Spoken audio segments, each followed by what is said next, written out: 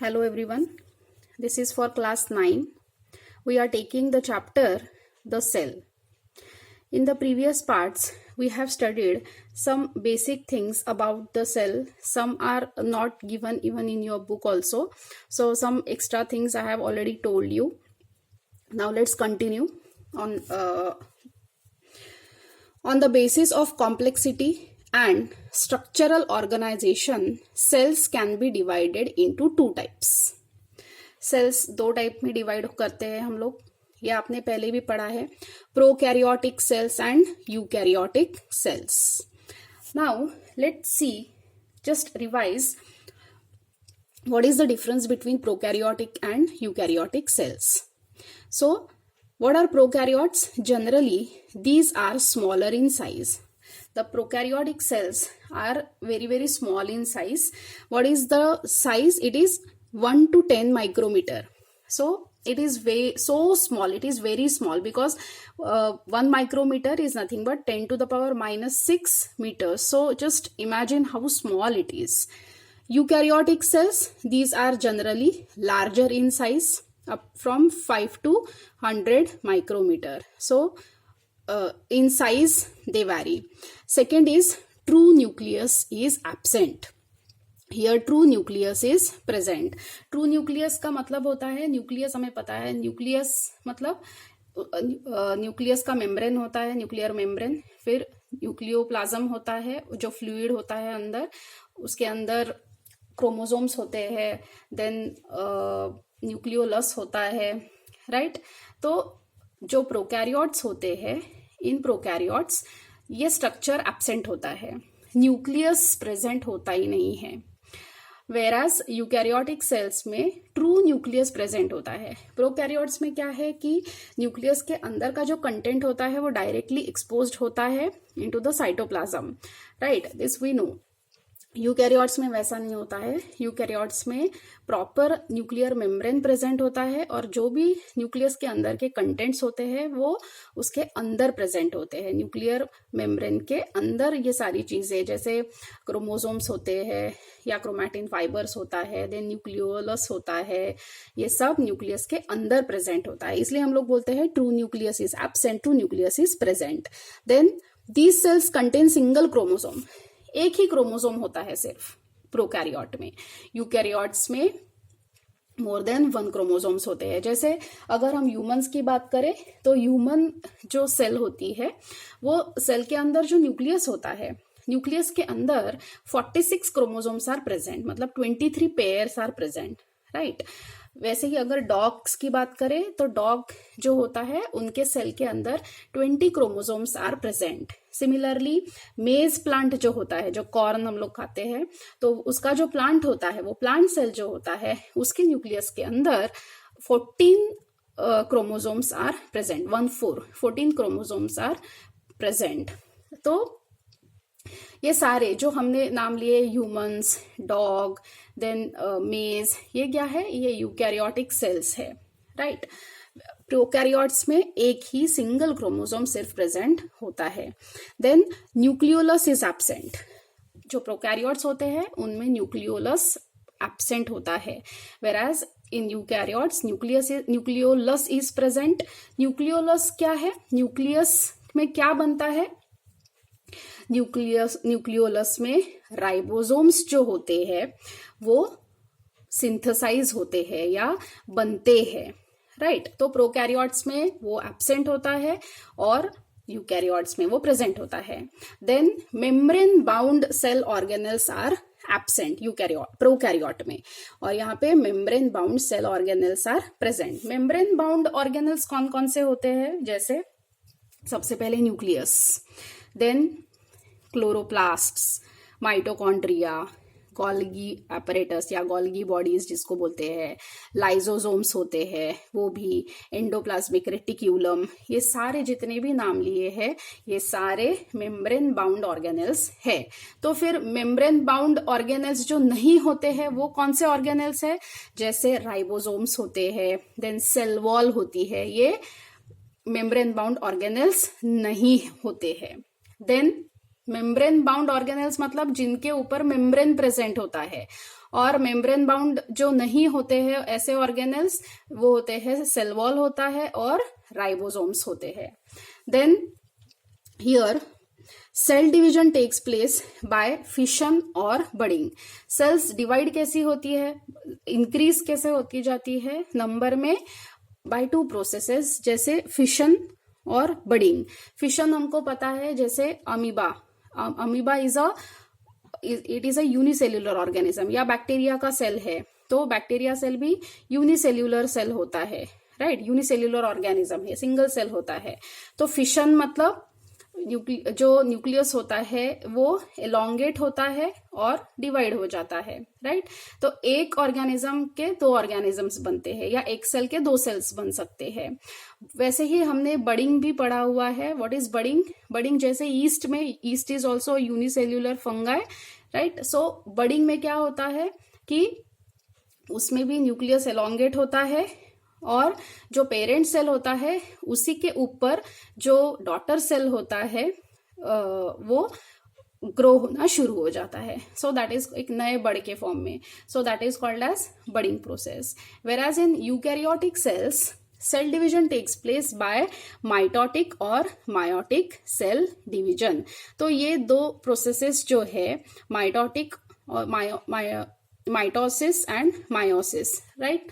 सो ये आप higher classes में डिटेल में पढ़ेंगे. अभी के लिए प्रोकैरियोट्स में cell division takes place by fission और बडिंग, और यूकैरियोट्स में बाय माइटोसिस एंड मायोसिस.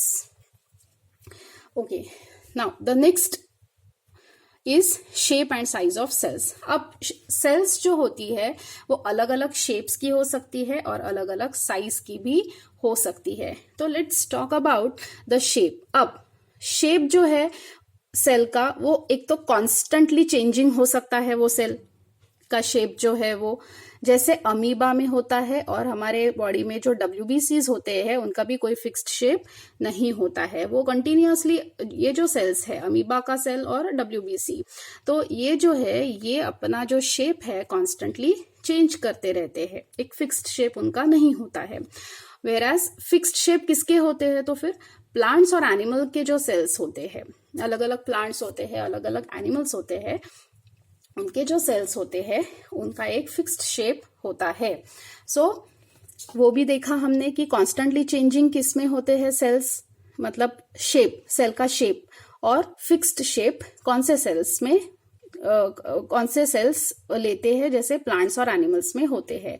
अब अगर फिक्स्ड शेप की बात करें, जो सेल जिनका फिक्स्ड शेप है उनमें बहुत सारे टाइप्स हैं, जैसे polygonal, spherical, cuboidal, elliptical, stellate, spindle shaped, knobbed, thread, elongated thread and branched. तो उनके कुछ हम पहले डायग्राम्स देखते हैं, so that it will be more easy to understand. जैसे पहले हमने देखा polygonal shape.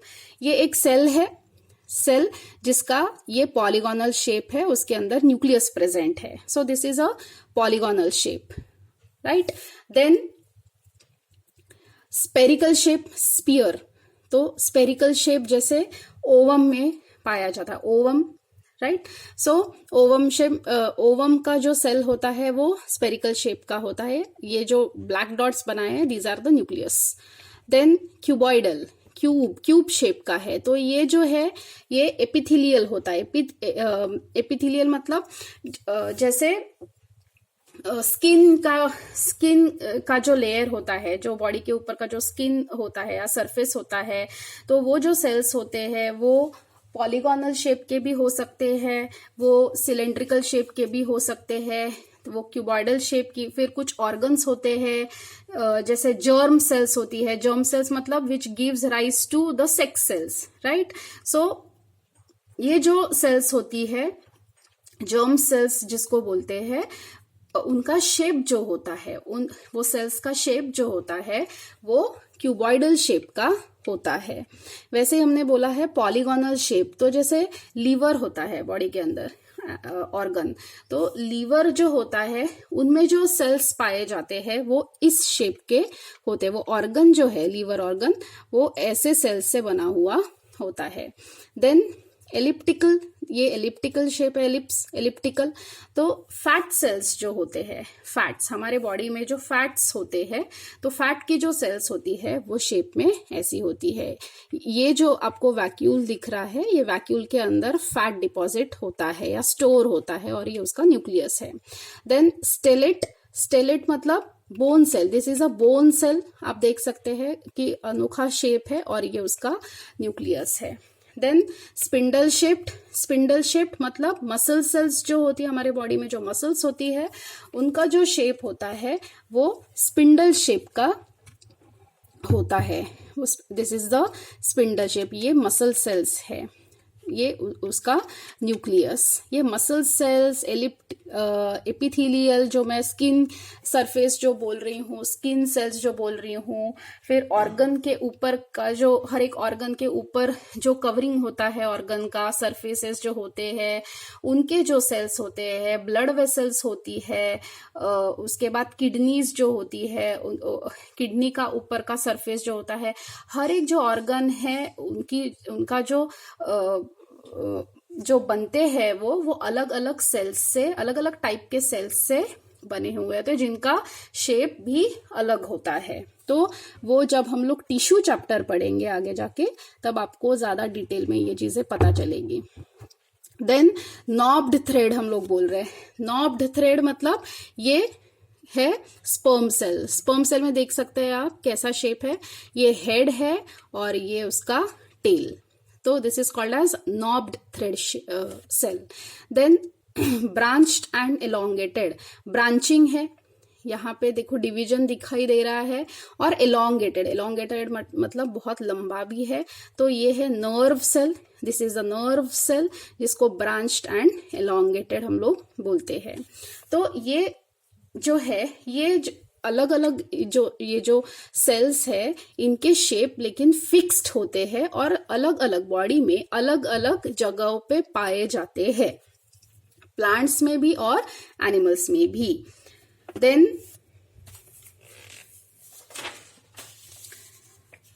Let's talk about the size now.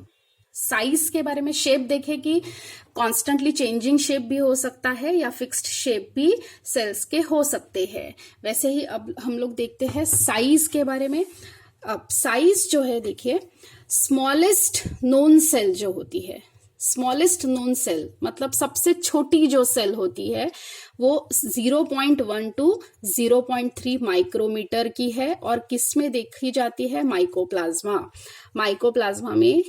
Mycoplasma जो है उसका जो सेल साइज है वो सिर्फ 0.1 to 0.3 माइक्रोमीटर तक होता है। देन तो ये जो माइकोप्लाज्मा है it is a type of bacteria. लेकिन हमें ये पता है कि जो बैक्टीरिया होता है उनमें सेल वॉल प्रेजेंट होती है, लेकिन ये माइकोप्लाज्मा एक ऐसा बैक्टीरिया है जिसमें सेल वॉल एब्सेंट होती है। सबसे छोटा सेल इस माइकोप्लाज्मा का होता है जिसका साइज ओनली 0.1 to 0.3 माइक्रोमीटर तक का होता है। Largest cell present in this world किसका है, एग ऑफ ऑस्ट्रिच। ऑस्ट्रिच का जो अंडा होता है वो सबसे बड़ा, नेकेड आई से भी हम उसको इजीली देख सकते हैं, उसका साइज है 170 mm by 135 mm। Then longest unicellular alga, algae पता है आपको। लॉन्गेस्ट यूनिसेल्यूलर एल्गा जो होता है एसिटाबुलारिया। एसिटाबुलारिया करके एक यूनिसेल्यूलर एल्गा होता है जो पानी में पाया जाता है। वो सबसे लंबा यूनिसेल्यूलर, लेकिन उसका साइज कितना है, 10 सेंटीमीटर तक लॉन्ग वो हो सकता है। एक सिंगल सेल की बात कर रही हूं, एक सिंगल सेल जो है एसिटाबुलारिया, जो एक यूनिसेल्यूलर सिंगल सेल का ही बना हुआ होता है, वो कितना लंबा हो सकता है, वो 10 सेंटीमीटर तक लंबा हो सकता है एक ही सेल, मतलब वो भी हम नेकेड आई से देख सकते हैं। देन लॉन्गेस्ट प्लांट सेल कौन सा है, मैनिला हेम्प। आपको हेम्प का फाइबर पता होगा। देन वो जो फाइबर होता है वो सबसे लंबा प्लांट सेल होता है। वो सिंगल फाइबर मतलब वो जो सिंगल सेल होता है वो कितना लंबा हो सकता है, up to 100 centimetre in length. तो ऑब्वियसली वो भी हम नेकेड आई से देख सकते हैं। लॉन्गेस्ट एनिमल सेल जो होता है विच इज नर्व सेल, हमारे बॉडी में जो नर्व्स होती है जो इंफॉर्मेशन कैरी करती है वो कितनी लंबी हो सकती है, up to 90 centimetre in length, मतलब वो भी इजीली नेकेड आई से हम देख सकते हैं। तो ये छोटी छोटी चीजें मुझे लगता है आपको पता होनी चाहिए। सबसे छोटा सेल माइकोप्लाज्मा, और सबसे लंबा प्लांट सेल जो होता है वो होता है हेम का जो फाइबर होता है उसका, और जो सबसे लंबा एनिमल सेल होता है वो होता है नर्व सेल।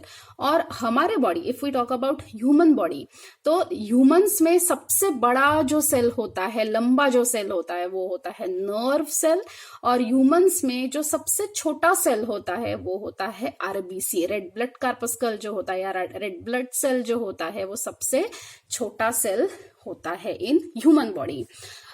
जो एसिटाबुलारिया एल्गे के बारे में मैं आपको बता रही थी, let's take a look at it. See, I have drawn acetabularia over here. देखिए कैसे है दिखने में, से फ्लावर जैसा होता है, कैप होता है, ये उसका स्टॉक होता है, ये उसका कैप होता है, और यहाँ पे आप देखिए ये जो डॉट है वो है उसका न्यूक्लियस। तो हर एक इसमें आपको आप देख सकते हो ये एक एक डॉट बना हुआ है, तो ये पर्टिकुलर इसका ये न्यूक्लियस है। तो क्योंकि एसिटाबुलारिया यूनिसेल्युलर एल्गा है, ये एक एल्गा है सिंगल सेल, तो उसका ये न्यूक्लियस है। So this is acetabularia which is found in, this is marine alga, पानी में पाया जाता है। Okay, then the next is about staining, cell staining लेना जरूरी है सो दैट जो एक्टिविटीज हम लोग प्लांट सेल और एनिमल सेल्स की पढ़ते हैं वो थोड़ी समझने में इजी हो जाएगी हमें। तो एक छोटा सा टॉपिक है जो बुक में नहीं दिया हुआ है, तो वो देखते हैं एक बार। सेल स्टेनिंग मतलब हम जो जैसे हमने ओनियन सेल का हमने एक्टिविटी देखा है उसमें हमने आयोडीन स्टेन डाला था, तो वो क्यों हम करते हैं? It is a technique that can be used to better visualize cells and cell components under a microscope. हमें कोई भी सेल अगर माइक्रोस्कोप के नीचे अगर स्टडी करना है तो हमें उससे स्टेन करना बहुत जरूरी है, वरना सेल जो है, सेल और सेल के कंपोनेंट्स या सेल के जो ऑर्गेनेल्स होते हैं, छोटे छोटे माइटोकॉन्ड्रिया है, प्लास्टिड्स है या न्यूक्लियस है, देन एंडोप्लाज्मिक रेटिक्यूलम, ये जितने भी है सब कुछ कलरलेस है, तो हम उनको डिफरेंशिएट ही नहीं कर पाएंगे जब हम लोग उनको माइक्रोस्कोप के नीचे देखेंगे। इसीलिए क्योंकि देखिए हर जो सेल ऑर्गेनेल है उसका जो डेंसिटी होता है, उनमें जो फ्लूइड्स भरे हुए होते हैं उनकी डेंसिटी कम ज्यादा होती है। कुछ ज्यादा डेंस होते हैं, मतलब ज्यादा गाढ़ा फ्लूइड होता है, किसी में पतला फ्लूइड, डाइल्यूट फ्लूइड होता है। तो फ्लूइड की डेंसिटी के हिसाब से वो कलर एब्जॉर्ब करते हैं या अपना कलर लेते हैं। तो सपोज मैं आयोडीन का ड्रॉप उसके ऊपर डाल रही हूँ तो न्यूक्लियस थोड़ा गाढ़ा होता है, राइट, ज्यादा डेंस होता है, तो वो थोड़ा सा डार्क कलर लेगा, तो ही तो हम डिफरेंशिएट कर पाएंगे अलग अलग ऑर्गेनेल्स को, वरना हमें सब कुछ, हमारे लिए सब कुछ कलरलेस है, हम कुछ भी स्टडी नहीं कर पाएंगे। इसीलिए स्टेनिंग जरूरी है। So it is the process of dyeing living tissues. Living tissues को हम लोग कलर दे रहे हैं, कलर ऐड कर रहे हैं, तो कलर जो होता है वो अलग अलग कलर के स्टेन्स जो होते हैं वो अलग अलग हो सकते हैं। जैसे सैफ्रानिन जो होता है it is use to stain plant cell study करनी है तो हम कौन सा स्टेन यूज करेंगे? सैफ्रानिन जो होता है वो रेड कलर का होता है। देन आयोडीन जो होता है वो वॉयलेट कलर का होता है। Methylene blue obviously blue colour का होता है। और ये एनिमल सेल्स अगर स्टडी कर रहे हैं तो usually which stain is used, this methylene blue is used. ये हुई स्टेनिंग की बात। दूसरा है टाइप ऑफ माउंट्स। तो माउंट जो होते हैं वो एक तो ड्राई माउंट हो सकता है या वेट माउंट। माउंट का मतलब है जो हम लोग स्लाइड बनाते हैं to study the specimen, either plant cell और एनिमल सेल और व्हाटएवर। सो हमको उसको स्लाइड के ऊपर अरेंज करना पड़ता है और उसको रेडी करना होता है, उसके बाद हम माइक्रोस्कोप के नीचे उसको स्टडी कर सकते हैं। तो वो जो स्लाइड के ऊपर अरेंजमेंट हम लोग जो कर रहे हैं उसको बोल रहे हैं माउंट। माउंट मतलब जो माइक्रोस्कोप का जो बेस होता है वहां पे हम क्या माउंट कर रहे हैं, that is called as a mount. तो mount can be of two types, dry mount हो सकता है या वेट माउंट हो सकता है। What is dry mount? Placing the specimen directly on a slide and cover with cover slip. करना क्या है, स्लाइड लेनी है, स्लाइड के ऊपर जो भी स्पेसिमेन स्टडी करना है हमको, वो डायरेक्टली, जैसे वो स्पेसिमेन कुछ भी हो सकता है, यूजुअली ड्राई अमाउंट्स जो होते हैं वो नॉन लिविंग ऑब्जेक्ट्स के लिए यूज करते हैं। जैसे हेयर की स्टडी करनी है हमें, हेयर या फेदर या पोलन, डस्ट, इनके डस्ट के पार्टिकल्स है वो स्टडी करने, तो वो स्टडी करने हैं तो वो डायरेक्टली हमें वो स्लाइड के ऊपर लेना है, और कवर स्लिप जो ऊपर और एक जो ग्लास का एक छोटा सा स्लाइड आता है उसके ऊपर रख देना है, so that becomes a dry amount. तो और ये टेम्पररी होता है कि स्टडी किया और खत्म हो गया। वैसा ही वेट माउंट होता है। वेट माउंट मतलब जिसमें पानी रखना, पानी डालना, पानी स्लाइड के ऊपर रखना पड़ता है। जैसे placing a sample in drop of water on slide and then covering it with cover slip. जैसे हमने ओनियन का जो हमने एक्टिविटी किया उसमें भी हमने वेट माउंट यूज किया था।